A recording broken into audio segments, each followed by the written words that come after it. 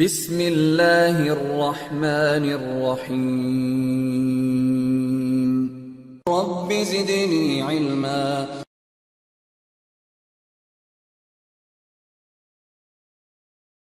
الحمد للہ رب العالمین والعاقبۃ للمتقین والصلاۃ والسلام علی اشرف الانبیاء والمرسلین وعلی آلہ وصحبہ اجمعین ومن تبعهم بإحسان إلى يوم الدين اما بعد فاعوذ باللہ السمیع العلیم من الشیطان الرجیم من ہمزہ ونفخہ ونفثہ وَإِذْ قُلْنَا لِلْمَلَائِكَةِ اسْجُدُوا لِآدَمَ فَسَجَدُوا إِلَّا إِبْلِيسَ أَبَى وَاسْتَكْبَرَ وَكَانَ مِنَ الْكَافِرِينَ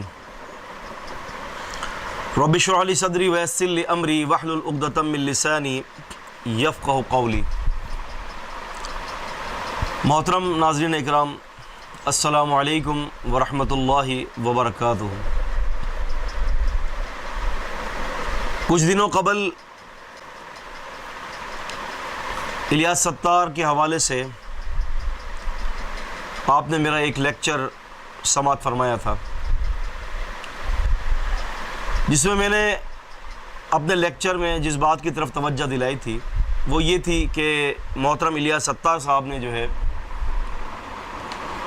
کچھ باتیں اپنی تقریر کے اندر ایسی کہی تھی کہ جو کتاب اور سنت کے خلاف تھی، جس میں سر فہرست جو گفتگو کا جو مرکزی پوائنٹ آف ویو تھا وہ یہ تھا کہ انہوں نے ابلیس کو فرشتہ اور جن دونوں قرار دیا۔ تقریر کے شروع میں نے ایک آیت کوٹ کی تھی اور ٹھیک 4 منٹ اور 28 سیکنڈ پر اس ایک آیت کا تھوڑا سا مفہوم بیان کر کے آگے نکل گیا۔ مفہوم یوں بیان کیا تھا کہ اور جب ہم نے فرشتوں سے کہا کہ سب سجدہ کرو، سب نے کیا سوائے ابلیس کے۔ یہ 4:28 پر یہ میری جو گفتگو کے اندر جو میں نے حوالہ دیا تھا، یہ دراصل سمپل سی بات ہے کہ پچھلی آیت میں نے یعنی اس سے تھوڑی دیر پہلے میں نے مکمل آیت کوٹ کی تھی، وَإِذْ قُلْنَا لِلْمَلَائِكَةِ اسْجُدُوا لِآدَمَ فَسَجَدُوا إِلَّا إِبْلِيسَ أَبَى وَاسْتَكْبَرَ وَكَانَ مِنَ الْكَافِرِينَ۔ ہم نے فرشتوں سے کہا کہ سجدہ کرو، سب نے سجدہ کیا سوائے ابلیس کے، اس نے انکار کیا، تکبر کیا اور کافروں میں ہو گیا۔ اس آیت کی طرف میں نے 4 منٹ اور 28 سیکنڈ پر اپنے لیکچر کے اندر اس کی طرف اشارہ کیا۔ اس اشارے کو الیاس ستار صاحب نے جو ہے وہ اٹھا کر عوام کو یہ کہنا کہ یہ تو پورے قرآن میں کہیں آیت ہی نہیں ہے، اور میں ان کو جو ہے وہ 4 یا 5 کروڑ روپے کا جو انعام کا رکھ رہا ہوں، ان کو چاہیے کہ یہ قرآن سے یہ آیت نکال کے دکھا دیں۔ جبکہ میں نے یہ مفہوم اس لیے ذکر کیا تھا مختصر کہ پیچھے میں نے اس آیت کا پورا جو ہے وہ حوالہ عربی متن کے ساتھ کوٹ کیا تھا، وَإِذْ قُلْنَا لِلْمَلَائِكَةِ اسْجُدُوا لِآدَمَ فَسَجَدُوا إِلَّا إِبْلِيسَ أَبَى وَاسْتَكْبَرَ وَكَانَ مِنَ الْكَافِرِينَ۔ ہونا تو یہ چاہیے تھا کہ ان باتوں پر گرفت کوئی دانش مندی اور عقل مندی نہیں ہوتی۔ ایک آدمی نے جو ہے وہ پیچھے آیت کوٹ کر دی، آگے جا کے صرف اس کا مفہوم بیان کر دی، تو قابل گرفت بات نہیں ہے۔ یہ آپ بڑی بڑی کتابوں کے اندر بھی یہ بات دیکھیں گے، بہت ساری تحریرات کے اندر بھی، بہت سارے لیکچرز کے اندر علماء کے آپ دیکھیں گے کہ وہ آگے جا کے صرف بسا اوقات جو ہے وہ پچھلی آیت کا مفہوم بیان کر کے آگے گزر جاتے ہیں۔ اس سے ہرگز کوئی بات ایسی نہیں ہے جو محل نظر ہو یا کوئی جو ہے ایسی بات ہو کہ جس کے ذریعے جو ہے اس کی جو ہے بات کو پکڑا جائے۔ اچھا، یہ بات میں آپ کو کہتا چلوں کہ شروع میں جب میرا موبائل ان کے ساتھ ہوا تھا بیع الصرف کے اوپر، تو ایک مسئلے کے اوپر بات ہوئی تھی، تو جب میں نے ان کی گرفت کی تھی علمی نوعیت سے، ان کی بات کے اوپر گرفت، جو یہ بات کرتے ہیں میں انہی کی گرفت کرتا ہوں، اسی چیز کی زیادہ تر گرفت کرتا ہوں۔ تو یہ کیا کرتے ہیں کہ اس گرفت کے جواب کی جگہ پر جو میں نے گرفت کی اس کا علمی جواب دیں آپ، اس کی جگہ پر یہ ٹامک ٹوئیاں مار کر آگے پیچھے کی باتیں، یا پھر اردو کی تحریر کے اندر زبر زیر کی غلطی یا کو یا کا یا کی غلطی وہ نکال کر جو ہے وہ لوگوں کو دیتے کہ یہ دیکھیں یہ ان کی تحریر ہے۔ میں سمجھتا ہوں یہ کوئی دانش مندی اور کوئی عقل مندی نہیں ہے۔ بات یہ کہ اب بات ہوگی انشاءاللہ علمی اعتبار سے، بات ہوگی دو ٹوک، قل جاء الحق وزهق الباطل ان الباطل کان زہوقا۔ بات اب ہوگی انشاءاللہ حق کے حوالے سے ہوگی، بات اب دو ٹوک ہوگی، علمی نوعیت کی بات ہوگی۔ لہٰذا یہ جو آیت میں نے جس کو مفہوم بیان کیا تھا وہ آیت یہی ہے جو سورہ بقرہ کی آیت ہے کہ جب ہم نے فرشتوں سے کہا وَإِذْ قُلْنَا لِلْمَلَائِكَةِ اسْجُدُوا اور اذ جب قلنا ہم نے کہا نہ ہم نے کہا للملائکہ واسطے فرشتوں کے اسجدوا سجدہ کرو لی آدم واسطے آدم کے فسجدوا پس سجدہ کیا سب نے الا سوائے ابلیس کے سب نے سجدہ کیا ابا انکار کیا واستکبر اور اس سے تکبر کیا وکان من الکافرین اور وہ کافروں میں سے ہو گیا. یہ آیت مبارکہ ہے, اسی کو میں نے مفہوم بیان کیا تھا 4 منٹ 28 سیکنڈ پر, جو کہ انہوں نے یہ کہا کہ جی یہ آیت کہاں ہے. یہ آیت وہی ہے جو میں نے بیان کیا ہے, لہٰذا آپ کا جو ہے وہ اعتراض کالعدم ٹھہرا. مسئلہ یہ ہے وہاں پر جو بات ہوئی تھی, انہوں نے کہا تھا کہ جی فرشتہ جو ہے یہ ابلیس جو ہے فرشتہ بھی ہے اور جن بھی ہے, یعنی ایک شخص ایک وجود دو مختلف جنس کے ساتھ تعلق رکھتا ہے. یہ بالکل وہی بات ہے کہ جو بریلوی حضرات پیارے نبی کریم صلی اللہ علیہ وآلہ وسلم کے بارے میں یہ کہتے ہیں کہ پیارے نبی کریم صلی اللہ علیہ وسلم نور بھی تھے اور پیارے نبی کریم صلی اللہ علیہ وسلم بشر بھی تھے. کہتے ہیں کہ بشر ظاہری طور پر تھے لیکن جو ہے آپ علیہ السلام کا وجود مبارکہ مکمل طور پر نور تھا. جبکہ قرآن مجید کی آیت سورہ کہف سورہ نمبر 18 کی آیت نمبر 110 میں واضح طور پر یہ کہہ دیا قل انما انا بشر مثلکم یوحى الی انما الہکم الہ واحد فمن کان یرجو لقاء ربہ فلیعمل عملا صالحا ولا یشرک بعبادۃ ربہ احدا.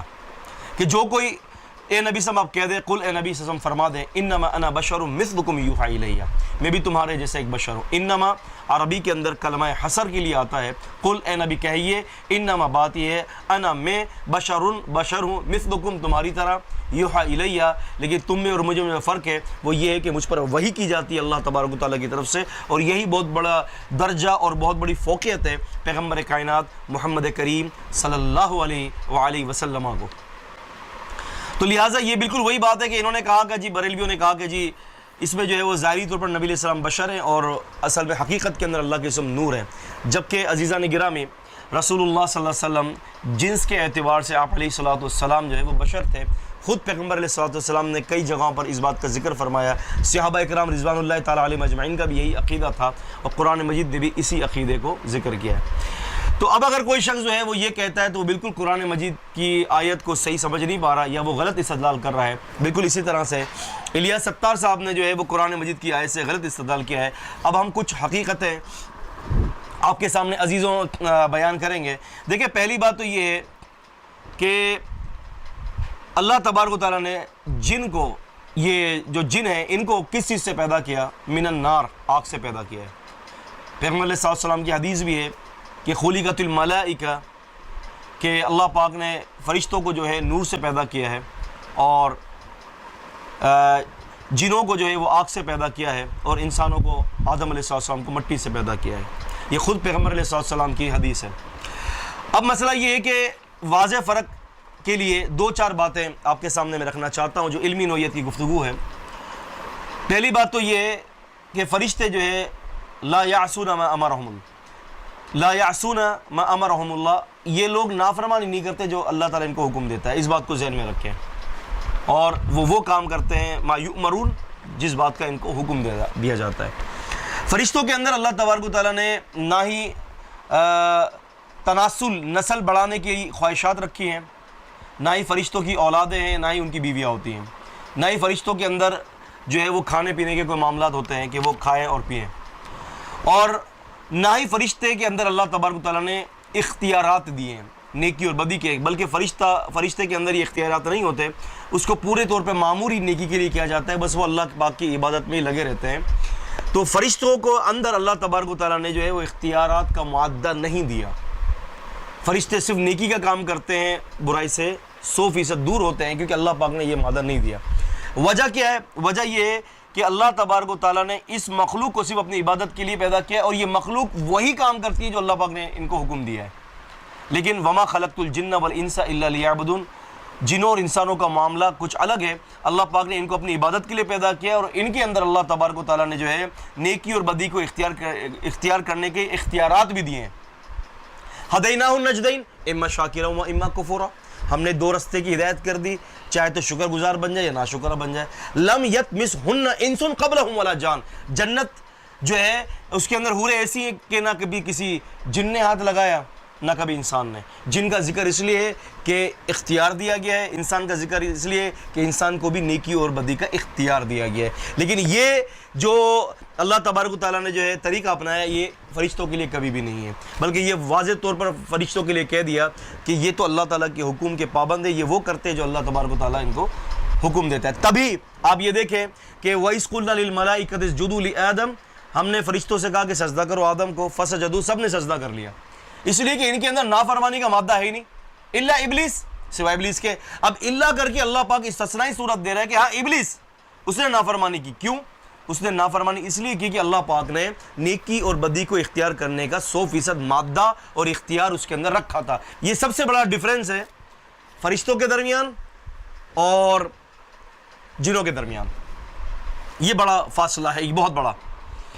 اس کے علاوہ عزیزان گرامی, جنوں کے بارے میں اللہ عز و جل نے خود قرآن مجید کے اندر یہ بات کا ذکر فرمایا ہے. اگر آپ پڑھیں قرآن مجید سورہ کہف سورہ نمبر 18 اور اس کی آیت نمبر 50 کے اندر اللہ عز و جل فرماتے ہیں کہ یہ جو ابلیس ہے, فرمایا کہ کان من الجن ففسق عن امر ربہ افتتخذونہ وذریتہ اولیاء من دونی.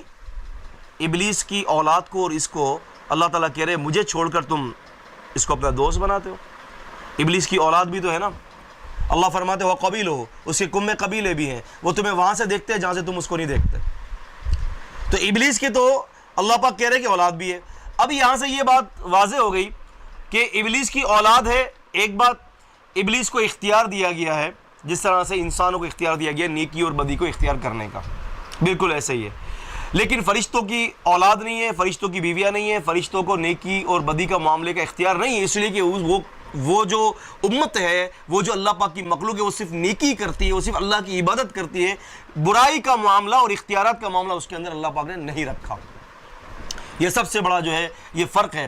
اب آتے ہیں ہم اس بات کی طرف کہ الیاس ستار نے کہا کہ میری دلیل یہ ہے کہ وَإِذْ قُلْنَا لِلْمَلَائِكَةِ اسْجُدُوا لِآدَمَ فَسَجَدُوا إِلَّا إِبْلِيسَ, کہ انہوں نے ترجمہ کوٹ کیا تھا وہاں پر کہ ہم نے فرشتوں سے کہا کہ سجدہ کرو, سب نے کیا سوائے ابلیس. کہتے ہیں کہ یہ میری دلیل ہے. یہ میری دلیل اس بات کی ہے یہ کہ ابلیس جو ہے وہ فرشتوں میں تھا, اسی لیے فرشتوں کے ساتھ اس کو حکم دیا گیا ہے. دیکھیں, فرشتوں کے ساتھ اس کو حکم دیا گیا, اس سے ہرگز یہ مراد نہیں ہے کہ وہ فرشتوں کی طرح جنس کے اعتبار سے وہ فرشتہ تھا, یاد رکھیے گا. ہاں اتنا ضرور ہم کہہ سکتے ہیں کہ یہ فرشتوں کے ساتھ بیٹھتا اٹھتا تھا, ان کے ساتھ عبادات کرتا تھا, تو اس کو ایک رتبہ حاصل تھا, ایک رتبہ حاصل تھا. جیسے کہ دیکھیں نا, اگر کوئی شخص کسی اللہ کے ولی کے ساتھ جو ہے وہ بیٹھتا اٹھتا ہے اور اس کے ساتھ جو ہے وہ اپنے وقت کو لگاتا ہے اور اس کے ساتھ عبادات میں لگ جاتا ہے, تو اللہ پاک اس کو بھی رتبہ عطا کر دیتے ہیں نیک ماحول کے اعتبار سے. صالح صحبت صالح کنت, بری صحبت بری کنت. آدمی صالح صحبت کو اختیار کرتا ہے تو صالح بن جاتا ہے. آدمی منکرین حدیث کی صحبت میں بیٹھے گا تو منکر حدیث بنے گا. آدمی اہل السنہ کی صحبت میں بیٹھے گا تو اہل السنہ والے کام کرے گا. تو یہ تو بات بالکل فیکٹ ہے. بلکہ اگر ہم اس کو یوں کہیں نا کہ کرسٹل کلیئر فیکٹس, صاف اور شفاف حقائق ہیں یہ, تو اس کے انشاءاللہ تعالیٰ آپ اس کے اندر کوئی تردد والی بات نہیں دیکھیں گے. مسئلہ یہ ہے کہ اللہ پاک نے یہاں پر یہ فرمایا کہ میں نے فرشتوں سے حکم دیا, لیکن ایک جگہ پر اللہ تعالیٰ نے یہ بھی کہا کہ خالص طور پر اللہ پاک نے صرف فرشتوں کو نہیں بلکہ خاص ابلیس کو بھی الگ سے بھی حکم دیا ہے. ابلیس کو الگ سے حکم دیا ہے. اللہ تبارک و تعالیٰ نے سورہ اعراف کے اندر بھی اس کا حکم دیا ہے. فرمایا کہ قال ما منعك الا تسجد اذ امرتك قال انا خیر منه خلقتنی من نار وخلقته من طین. غور طلب بات ہے, بات ہوگی آیات سے. ادھر ادھر کی ٹامک ٹوئیاں یہ سولوشن نہیں ہے. خواہ مخواہ ٹائم کا ضیاع کرنا, پروگرام کے اوپر وہ پروگرام آئے, الفاظوں کی جو ہے وہ خامہ پی لیجیے, اس کو پکڑنا الفاظوں کو. یہ کا کی جگہ کی استعمال کر دیا, پکڑ لیا. کا کی جگہ کی استعمال کیا, 5 کروڑ روپے کا چیلنج. کیا بازیچہ استفال نہیں ہے, عقل کے ناخن لے. یہ مال جو ہے نا, یہ مال کی حوث اور مال کی حرص جو ہے نا, یہ بربادی کا دہانہ ہوتا ہے. جو انسان بار بار مال کا نام لیتا ہے نا, میں سمجھتا ہوں کہ وہ شخص جو ہے نا بردباری سے خالی ہے. یہ کوئی دانش مندانہ حرکت نہیں ہے. علمی نوعیت کی بات ہو تو علم علمی نوعیت سے تردید کی جائے، رد کیا جائے، جیسے کہ انشاءاللہ تعالیٰ بھی آپ دیکھیں گے ہم ان کے تمام دلائل کا جو ہے انشاءاللہ علمی نوعیت پر وباللہ توفیق رد کریں گے۔ اور یہ بھی یاد رکھوں میں، آپ یہ اس بات کو ذہن میں رکھیں، میں یہ بات ریپیٹ کرتا ہوں کہ مجھے الیاس ستار صاحب سے ذاتی کوئی خلش نہیں ہے، مجھے ذاتی کوئی ان سے وہ نہیں ہے کسی قسم کی بھی، نہ میرے دل کے اندر ان کے لیے کوئی کینہ ہے۔ میں اللہ پاک سے دعا گو ہوں میرا رب ہم سب کے لیے بھی اور ان کے لیے بھی ہدایت کے فیصلے کر دے۔ میں 2012 سے میری ان کی کچھ سلام دعا ہوئی تھی، اس وقت میں ان سے اللہ کی رضا کے لیے محبت رکھتا تھا، آج بھی بہت دل کے گہرائیوں کے ساتھ، عطا گہرائیوں کے ساتھ میں آج بھی اللہ کے لیے ان کے لیے فکر مند ہوں۔ کاش الیاس ستار صاحب اللہ کے لیے للہ آپ میری ان باتوں پر جو ہے غور سے سنیں کہ دیکھیں آپ کا ذہن میرا ذہن شریعت نہیں ہے، شریعت وہی ہے جس کا ذکر پیغمبر علیہ السلام نے کیا ہے۔ ہم بات اس موضوع پر آگے کریں گے۔ آپ کو یہ بتانا مقصود ہے کہ اللہ تعالیٰ نے فرمایا قال ما منعک، قال کہا اللہ تعالیٰ نے ما کس چیز نے منعک تجھے روکا۔ یہ جو کا جو ہے یہ مخاطب حاضر کا صیغہ ہے، واحد مخاطب حاضر، یعنی یہ مخاطب جو سے اللہ تعالیٰ کر رہے ہیں یہ ابلیس ہے۔ کا کما کہ تجھے کس چیز نے روکا، ما کس چیز نے، منعک تجھے روکا، ابلیس کو کہا جا رہا ہے اللہ تسجد، یہ کہ تو سجدہ کر، اذ جب امرتک، اذ جب امرتک، جب میں نے تجھے حکم دیا تھا۔ یوں بھی کہا جا سکتا تھا کہ میں نے جب فرشتوں کو حکم دیا تھا تو تجھے کس چیز نے روکا، نہیں کہا، بلکہ تجھے جس بات کا حکم دیا، پتہ چلا اس کو الگ بھی حکم تھا، اسی لیے تو یہاں بیان کیا جا رہا ہے اذ امرتک، جب میں نے تجھے حکم دیا تھا۔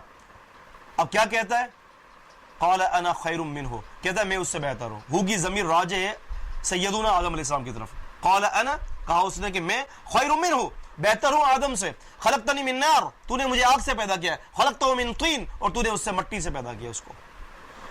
اب اگر یہ مرکب ہے نور کا اور آگ کا تو وہ یوں کہتا ہو ابلیس کہ خلقتنی من نار و نور وخلقتہ من طین، اے اللہ تو نے مجھے نور سے پیدا کیا ہے اور آگ سے پیدا کیا ہے اور تو نے آدم کو مٹی سے پیدا کیا ہے۔ جبکہ متکلم اپنی منشا کو بہتر جانتا ہے، متکلم خود دعویٰ کر رہا ہے اس بات کا کہ میں آگ سے پیدا ہوا ہوں، تو پھر آپ کا دعویٰ تو بیکار ہو گیا نا۔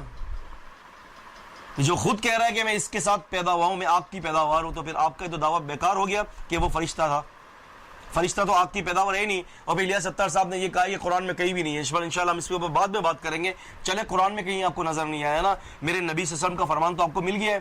اب یہاں پر الیاس ستار صاحب اور آپ کے تمام مریدوں کو اور شاگردوں کو میں یہ کہتا ہوں، نبی کی بات مانتے ہیں؟ تھوڑا سا وقف کر رہا ہوں میں یہاں پر، نبی کی بات مانتے ہیں؟ ہاں یا نہ میں جواب دے دیے، یہ آپ کے اوپر چھوڑا ہے۔ اب اگلا پروگرام آئیں گے آپ نکالیں گے تو میں سمجھ لوں گا آپ نے نبی کی بات نہیں مانی۔ پیغمبر علیہ السلام فرماتے ہیں کہ خلقت الملائکہ، فرشتوں کو پیدا کیا گیا ہے من نور، نور سے پیدا کیا گیا ہے فرشتوں کو، اور اللہ پاک نے جنوں کو آگ سے پیدا کیا ہے۔ میرے نبی کہہ رہے ہیں کہ فرشتوں کو نور سے پیدا کیا گیا ہے۔ اب آپ کی کیا رسپانسبلٹی بنتی ہے؟ آپ فوراً بول دیں کہ میرے نبی صلی اللہ علیہ وسلم کا فرمان ہے نا تو میں مانتا ہوں، صحیح مسلم کی حدیث ہے۔ میں آپ سے زیادہ اسماء و رجال کی بحث میں جانا نہیں چاہتا الحمدللہ، اور نہ ہی آپ کو اس حوالے سے کوئی زیادہ میں بات بتاؤں گا کیونکہ یہ فن ہی الگ ہے، لیکن یہ حدیث نبی علیہ السلام کی ہے۔ میرے نبی نے جب یہ فیصلہ دے دیا، قرآن مجید کہتا ہے کہ فَإِن تَنَازَعْتُمْ فِي شَيْءٍ فَرُدُّوهُ إِلَى اللَّهِ وَرَسُولِهِ، سورہ نساء سورہ 4 کی آیت نمبر 59 ہے، یا ایھا الذین آمنوا اطیعوا اللہ واطیعوا الرسول، اے ایمان والو اللہ اور اس رسول کی اطاعت کرو، وَأُولِي الْأَمْرِ مِنکم، اور جو تمہارے اندر امراء ہوں ان کی بات بھی مانو۔ فَإِن تَنَازَعْتُمْ فِي شَيْءٍ فَرُدُّوهُ إِلَى اللَّهِ وَرَسُولِهِ، اگر تمہارے اور تمہارے امراء کے درمیان یا کسی کے درمیان بھی جھگڑا ہو جائے اس مسئلے کو اللہ اور اس کے رسول کی طرف لوٹا دو، اللہ تبارک و تعالیٰ کی طرف لوٹاؤ یا رسول کی طرف۔ اب اللہ پاک کی کتاب سے تو آپ کو نہیں ملا بقول آپ کے کہ جی قرآن میں نہیں ہے کہ فرشتوں کو جو ہے اللہ پاک نے جو ہے وہ نور سے پیدا کیا۔ تو آئیے میرے پیارے نبی سرکار دو عالم محمد کریم صلی اللہ علیہ وسلم، جو قرآن کے سب سے بڑے عالم تھے، جن پر قرآن نازل ہوا، جس کو بارے میں خود قرآن مجید یہ کہہ رہا ہے، اس کا ذکر سورہ نحل سورہ 16 کی 44ویں آیت میں ہے کہ لِتُبَيِّنَ لِلنَّاسِ من ردل الیہم ولعلہم یتفکرون، اے نبی اس قرآن کی تشریح تو کر دے تاکہ یہ لوگ غور و فکر کرنے والے بن جائے۔ جب نبی قرآن کی تشریح کرتے ہوئے یہ کہہ رہا ہے کہ اللہ پاک نے فرشتوں کو جو ہے نور سے پیدا کیا ہے، تو بات ختم ہو گئی، سارا اختلاف ختم کہ اللہ پاک نے فرشتوں کو نور سے پیدا کیا ہے، ختم۔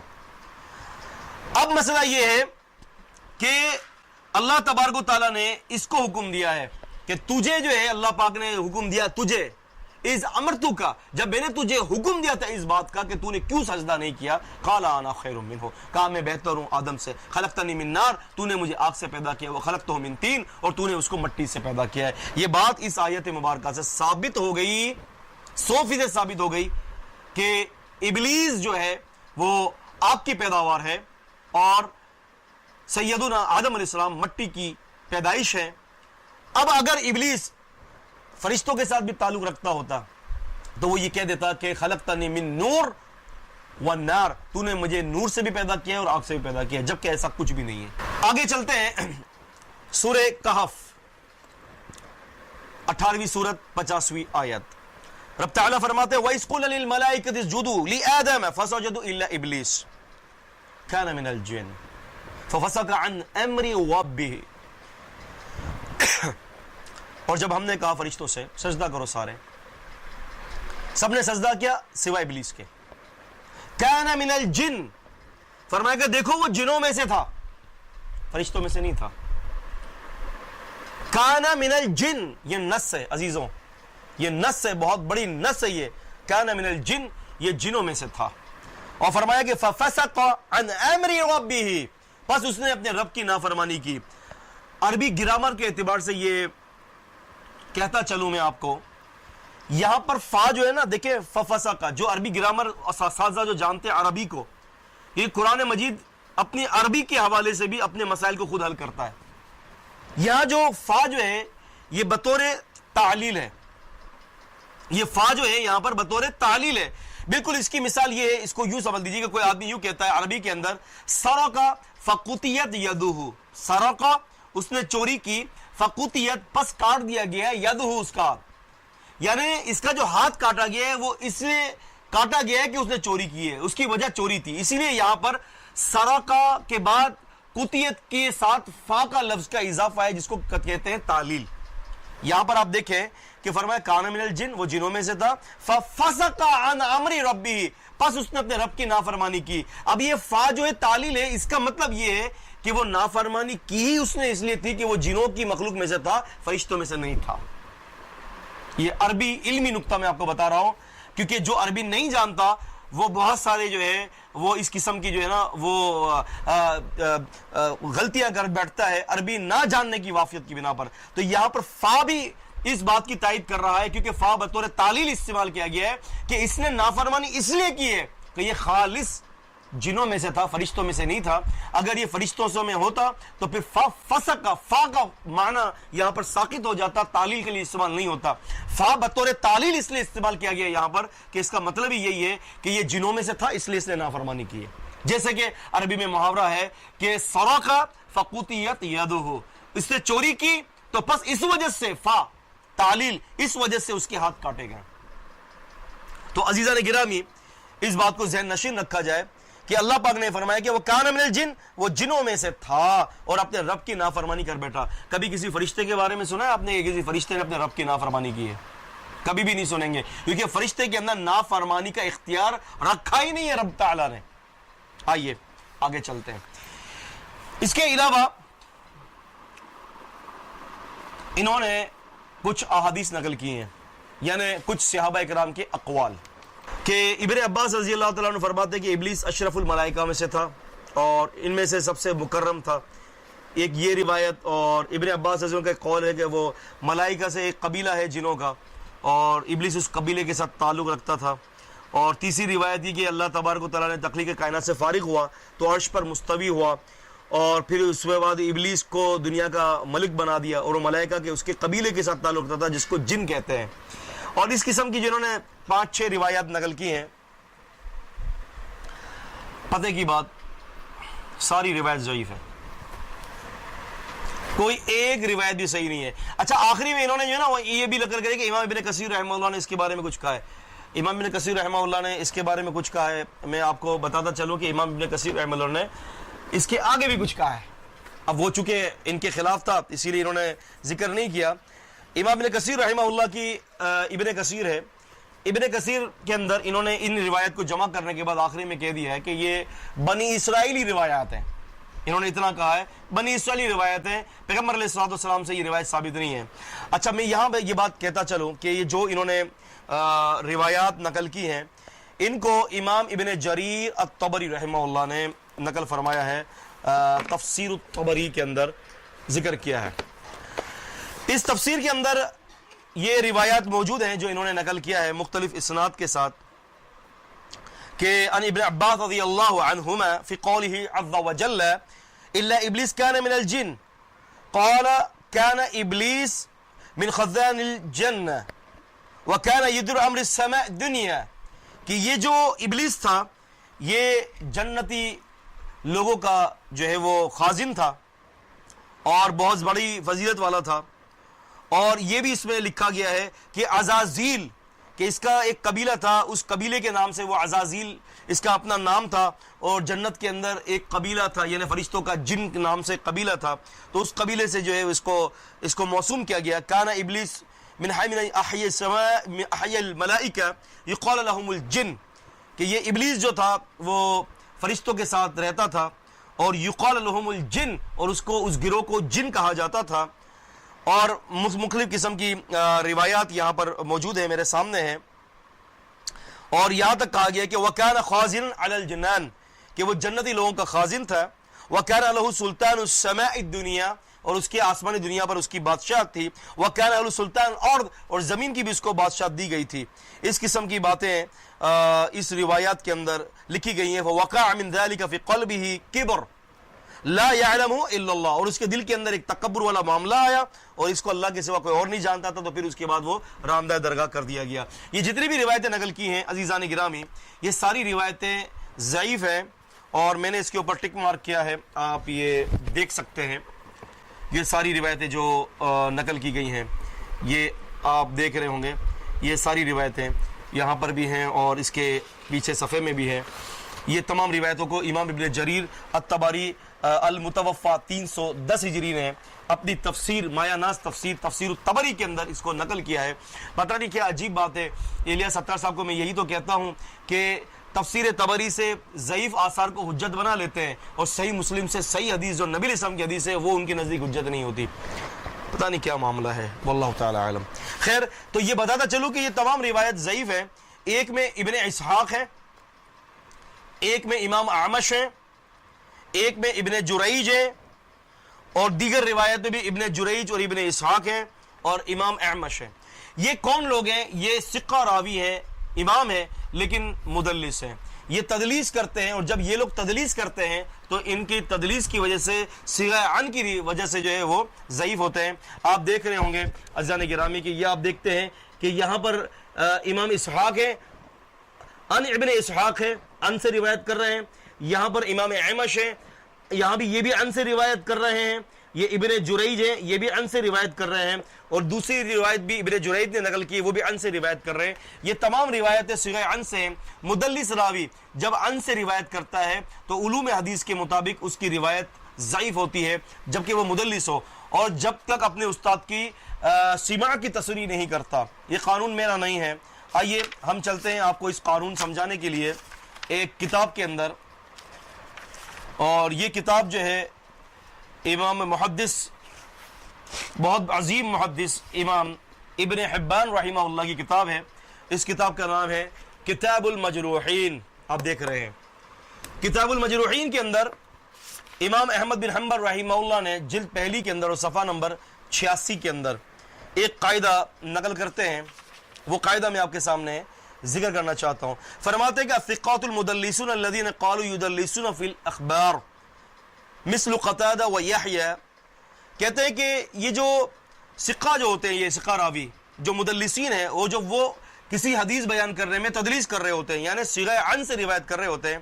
کہتے ہیں کہ جیسے کہ امام قتادہ ہیں، امام یحییٰ بن ابی کثیر ہیں، امام اعمش ہے، ابو اسحاق ہے، ابن جریج ہیں اور ابن اسحاق ہے اور امام ثوری ہیں، وہ حشیم ہیں، اور کہتے ہیں کہ اس طرح کے دوسرے لوگ بھی ہیں جو محدثین یا جو بڑے بڑے امام ہیں، اگر وہ صیغہ عن سے روایت کریں تو کہتے ہیں کہ ان کی روایت جو ہے وہ لا یجوز الاحتجاج باخبارہم، ان کے ان خبروں سے جو ہے احتجاج نہیں لیا جا سکتا. لا یجوز الاحتجاج باخبارہم، جائز نہیں ہوگا کہ ان کی خبر سے جو ہے وہ احتجاج پکڑا جائے. محدثین کے اصولوں کے مطابق پتہ یہ چل گیا کہ جب امام ابن اسحاق، امام اعمش، امام ابن جریج، اس قسم کے لوگ جب اپنے استاد کی یا جس سے روایت نقل کی ہے اس کی تصریح نہ کریں تو پھر وہ روایتیں ساری کی ساری کیا ہوتی ہیں؟ وہ ضعیف ہو جاتی ہیں. لہٰذا یہاں پر بھی یہی ہے کہ صیغہ عن سے ہے اور سماعت کی کوئی تصریح نہیں ہے. لہٰذا الیاس ستار صاحب نے جو روایتیں پیش کی ہیں وہ ساری کی ساری ضعیف روایات ہیں، اور اہل الحدیث اور اہل السنہ کے نزدیک ضعیف روایت جمہور محدثین کے نزدیک قابل قبول نہیں ہے. میں ان سے گزارش کروں گا، آپ کا سارا دعویٰ پر پانی پھر گیا. آپ نے جو روایت اپنی تائید کے لیے پیش کیا ہے وہ ساری روایت جو ہے وہ ضعیف ہے، کوئی ایک بھی صحیح نہیں. اور آپ نے کسی تفسیر کا بھی نام لیا ہے کہ فلاں شخص نے تفسیر لیا ہے، تفسیر کے جو ہے وہ اس نے یہ کہا ہے. ہمارے نزدیک جو ہے وہ ان لوگوں کی کوئی حجت نہیں ہوتی، کوئی حیثیت نہیں ہے، یعنی اس بات پر حیثیت نہیں ہے کہ ہم ان کی بات کو جو ہے نا پائے ثبوت تک لے جائیں اور مان لیں جب تک کہ وہ لوگ اپنی بات کی دلیل نہ دیں.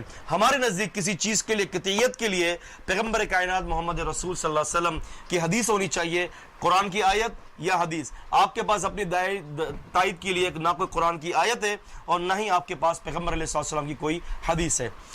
آپ نے قرآن مجید کی مختلف آیات میں اس کا بھی ذکر آپ کے سامنے جو ہے وہ کر دوں گا ابھی، کہ جن آیت سے آپ نے استدلال کیا ہے کہ ابلیس نے کہا تھا آدم علیہ السلام کو وقاسمہما، اور ان دونوں کے لیے قسمیں کھائی تھی کہ جن اگر تم نے یہ درخت کھا لیا تو تم جو ہے وہ فرشتہ بن جاؤ گے. اللہ پاک فرماتے فوسوس لہما الشیطان، شیطان نے ان دونوں کو وسوسہ ڈالا. یہ تو اس کے وسوسات تھے، ایسا تھا نہیں کہ ان کو جو ہے وہ اللہ تبارک و تعالیٰ جو ہے وہ فرشتہ بنائے. اس کی وجہ کیا تھی؟ اس کی وجہ یہ ہے کہ یہ تو آلریڈی پہلے سے ہی فرشتوں سے افضل تھے، کیونکہ فرشتوں کو حکم دیا گیا تھا سجدہ کرو آدم کو. آدم کو حکم نہیں دیا گیا تھا کہ تم سجدہ کرو فرشتوں کو. تو یہ تو پہلے سے ہی آدم علیہ السلام جو ہے وہ جنوں اور فرشتوں سے افضل تھے. ہاں جب بات کریں گے، کمپیریزن کریں گے جنوں اور فرشتوں کا، تو فرشتے افضل تھے جنوں سے. لیکن جب ہم کمپیریزن کریں گے فرشتہ، جن اور آدم، تو آدم علیہ السلام ان دونوں مخلوق سے افضل ہے. تو آدم علیہ السلام کو یہ جھانسا دے رہا تھا، وسوسہ دے رہا تھا کہ آپ ہمیشہ جو ہے وہ اس میں رہنے والے ہو جائیں گے اور ملک ہو جائیں گے، ملک کن ہو جائیں گے، فرشتہ ہو جائیں گے آپ. تو آدم علیہ السلام تو آلریڈی پہلے سے ہی فرشتوں سے افضل تھے، تو لہٰذا یہ ان کا اعتراض بالکل فضول ہے. جہاں تک بات رہی ان آیات کی طرف کہ اللہ فرماتے ہیں کہ ہم زمین پر جو ہے وہ فرشتے بھیج دیتے، یعنی وہ نبی ہم جو ہے وہ زمین کو پر جو ہے فرشتے بھیجتے اور وہ انسان بن جاتے، نبی بن جاتے. تو کہتے ہیں کہ دیکھو اللہ تعالیٰ دو جن سے بنا سکتا ہے، دو جن سے بنا سکتا ہے اللہ پاک، اس سے کوئی انکار نہیں ہے. لیکن مسئلہ یہاں ابلیس کا چل رہا ہے، مسئلہ اللہ کے نبیوں کا نہیں چل رہا. مسئلہ یہاں پر ابلیس کا چل رہا ہے، مسئلہ یہاں پر اللہ تبارک و تعالیٰ کے فرشتوں کا نہیں چل رہا. ابلیس کے حوالے سے جو ہے وہ کوئی دلیل دے کہ اللہ پاک نے ابلیس کو جو ہے وہ دو جنسوں کا مرکب بنایا ہے، جس کے آپ کے پاس کوئی دلیل نہیں ہے. صرف آپ یہ کہہ رہے ہیں کہ اللہ پاک نے فرمایا کہ اگر ہم چاہتے تو یہ کر لیتے. بے شک اللہ کرنے پر قادر ہے. ایک کی اللہ تعالیٰ 10 لوگوں کی جنس ڈال دیتا ہے ایک بندے کے اندر، لیکن اللہ پاک نے بتایا کہ میں یہ کر سکتا ہوں، لیکن کیا نہیں ہے. کسی بھی اللہ تبارک و تعالیٰ نے نبی کو ایسا نہیں بھیجا کہ جو نبی جو ہے وہ فرشتہ ہو، لیکن یہاں نبی جو ہے انسانوں کے اندر جو ہے وہ کام کر رہا ہو، نبی انسانوں کو دعوت دے رہا ہو دین کی. ایسا نہیں ہوا، اللہ پاک نے ایسا نہیں کیا. بلکہ قرآن مجید سورہ آل عمران سورہ نمبر 3 کی آیت نمبر 164 میں اللہ فرماتے ہیں لقد من اللہ علی المؤمنین اذ بعث فیہم رسولا من انفسہم یتلو علیہم آیاتی ویزکیہم ویعلمہم الکتاب والحکمہ وان کانوا من قبل لفی ضلال مبین، کہ یقین اللہ پاک نے احسان کیا ایمان والوں پر کہ انہی میں سے ایک رسول بھیج دیا. تو یہاں فرمایا کہ نبی اسم بشر ہی تھے، نبی کریم صلی اللہ علیہ وسلم. قرآن مجید نے ذکر فرمایا سورہ جمعہ 62 کی آیت نمبر 2 میں هو الذی بعث فی الامیین رسولا منہم یتلو علیہم آیاتی ویزکیہم، کہ اللہ پاک نے امیین میں انہی میں سے، انہی امیین ان پڑھ لوگوں میں سے ایک رسول بھیج دیا. تو اللہ کے رسول صلی اللہ علیہ وسلم جو ہے، اللہ کے رسول صلی اللہ علیہ وسلم جو ہے آپ انہی میں سے تشریف لائے، اور جتنے بھی نبی آئے ہیں اللہ پاک نے انہی قوموں میں سے نبیوں کو اٹھایا. قرآن مجید کی بہت ساری یہ آیات اس مسئلے کے اوپر دلالت کرتی ہیں.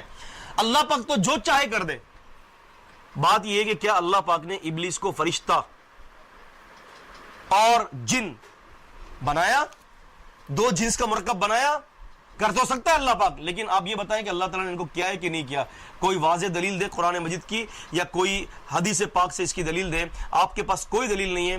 آپ نے ان احادیث سے استدلال کیا, ان آثار سے جو ضعیف روایات ہیں, اور آپ نے ان آیات سے استدلال کیا کہ جو اس کا ذکر جو ابلیس کے بارے میں ہے ہی نہیں. آپ وہ آیتیں دیں کہ جس کے بارے میں, جہاں ابلیس کے بارے میں ذکر ہو کہ ابلیس میں نے تجھے جو ہے وہ فرشتہ بھی بنایا ہے, اور میں نے تجھے جو ہے جن بھی بنایا ہے. رب العالمین نے فرمایا وَكَانَ مِنَ الْجِنِّ, وہ جنوں میں سے تھا, ختم, رب نے فیصلہ دے دیا. پھر رب کے نبی محمد الرسول اللہ صلی اللہ علیہ وسلم فرماتے ہیں کہ اللہ پاک نے فرشتوں کو نور سے پیدا کیا ہے, اور ابلیس کو, جنوں کو جو اللہ تبارک و تعالیٰ نے جو ہے وہ آگ سے پیدا کیا ہے. جب میرے نبی نے فیصلہ دے دیا تو ختم, اس کے بعد کوئی چیز نہیں رہ سکتی. تو عزیزان گرامی, یہ چند باتیں تھیں. بہت سارے علمی نکات ہیں, بہت سارے علمی پوائنٹس ہیں. اسماء و رجال کے اوپر بھی بحث کرنے کے لیے بہت ساری کتب موجود ہیں. آپ دیکھتے ہیں یہ لائبریری میں الحمدللہ رجال بھی موجود ہے, کتب احادیث متون بھی ہیں, تفاسیر بھی ہیں. اور جہاں تک بات رہی کہ انہوں نے کہا تھا کہ فلاں مفسر نے جو ہے اس بات کا ذکر کیا ہے کہ وہ ابلیس جو تھا فرشتہ تھا, وہ اس مفسر کی غلطی ہے, بنی اسرائیلی روایت سے نقل کیا ہے. آپ جتنی بھی تفاسیر دیکھ لیں, میں آپ کے سامنے اقوال کے ڈھیر لگا سکتا ہوں. بلکہ آپ یقین مانیں امام حسن بصری رحمہ اللہ نے تو بہت سخت کا جملہ کہا ہے ان لوگوں کے لیے کہ جو ابلیس کو جو ہے, جو ابلیس کو فرشتہ کہتے ہیں, سخت ترین جملہ کہا ہے. بڑی تان کیا ان لوگوں کے اوپر کہ جو ابلیس کو جو ہے وہ فرشتہ کہتے ہیں. اور پھر خود کہتے ہیں کہ دیکھو پلک جھپکنے کے برابر بھی, کہتے ہیں کہ واللہ پلک جھپکنے کے برابر بھی ابلیس جو تھا وہ فرشتہ نہیں تھا. آپ اقوال کی بات کر رہے ہیں, میں تو آپ کے سامنے اگر اللہ پاک کی رحمت ہو جائے, اور اللہ پاک کی رحمت ہے, اس کی دی توفیق سے آپ کے سامنے درجنوں اقوال کی جو انشاءاللہ آپ کے سامنے ثابت کر سکتا ہوں. میرا موضوع اقوال نہیں ہے, میرا موضوع ہے قرآن و حدیث. آپ نے جو حدیثیں پیش کی ساری ضعیف ہیں, اب ایسی حدیث پیش کر کے لائیے جو صحت کے ساتھ ہو, اور ایسی قرآن کی مجید کی آیت لائیے. زیادہ بات نہیں کروں گا, آپ نے بہت سارے کلپ بھیجے ہیں, بہت سارے کلپ کے بہت سارے جواب بھی ہو سکتے ہیں. بات ہوگی ٹو دی پوائنٹ. آپ پہلے میرے اس مسئلے کو حل کریں, پھر انشاءاللہ ہم آپ کے باقی سارے مسئلے کے جواب دیں گے, ایک ایک چیز کے جواب دیں گے. چھوٹا سا مسئلہ دوبارہ ریپیٹ کر دیتا ہوں.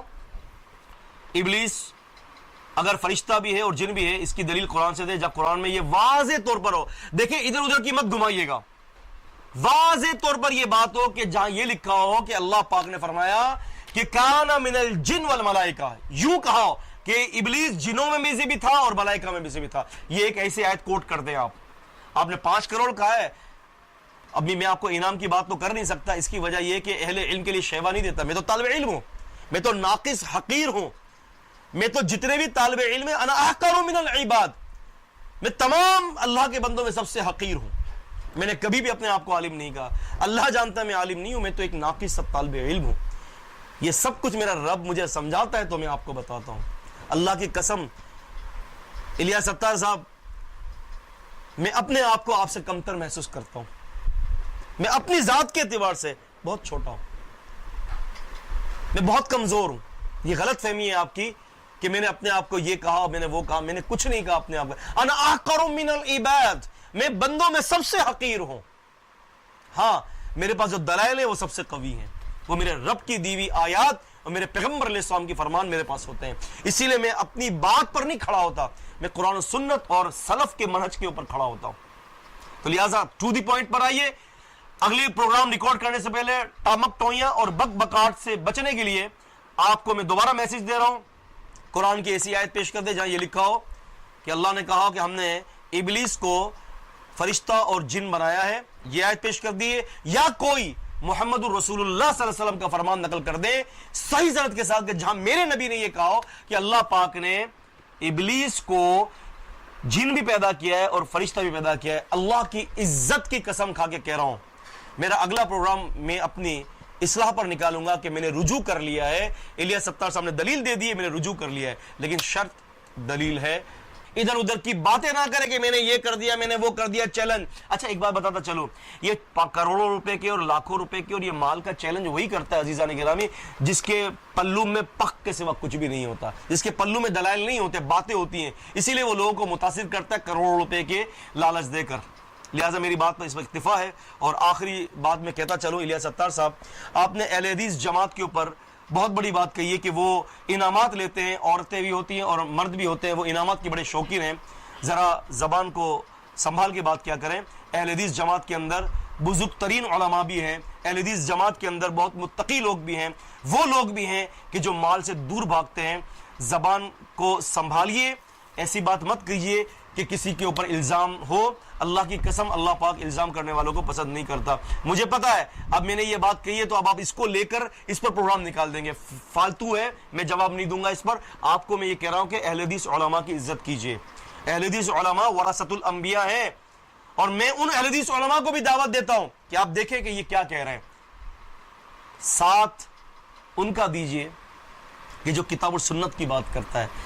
ان کا ساتھ دینے سے کوئی فائدہ نہیں ہے جو عزتوں کو بھی ادھیڑ دیتا ہے. اور آخری میں اس بات کی بھی تصریح کرتا چلوں کہ کچھ احمق لوگوں کا یہ مزاج ہے کہ جی وہ یہ کہہ دیتے ہیں باتوں باتوں میں کہ جی الیاس صاحب جو ہے وہ کسی جماعت سے تعلق نہیں رکھتے، اسی لیے ان کے ساتھ یہ مسائل آپ کر رہے ہیں. بات یہ ہے کہ ایسا نہیں ہے. جماعت کے ساتھ تعلق رکھنا یا نہ رکھنا ہمارے نزدیک جو ہے کوئی بھی بات ایسی نہیں ہے کہ جو محل نظر ہو. چکڑالوی کس جماعت کے ساتھ تعلق رکھتا تھا؟ اسلم جیراج پوری کس جماعت کے ساتھ تعلق رکھتا تھا؟ غامدی کس جماعت کے ساتھ تعلق رکھتا ہے؟ کون سی جماعت کا لیبل لگایا ہے اس نے؟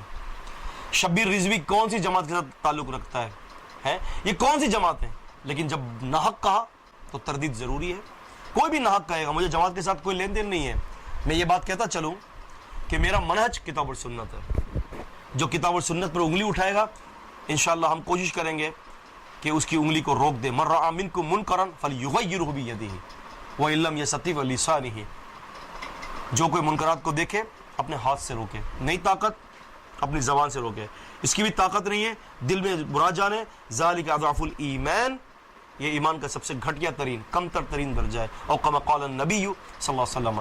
میرے یہ چاہا ہاتھ سے روکنے کی میرے اندر طاقت نہیں ہے، لیکن زبان سے جو ہے علمی دلائل سے میں ضرور روکنے کی کوشش کرتا ہوں.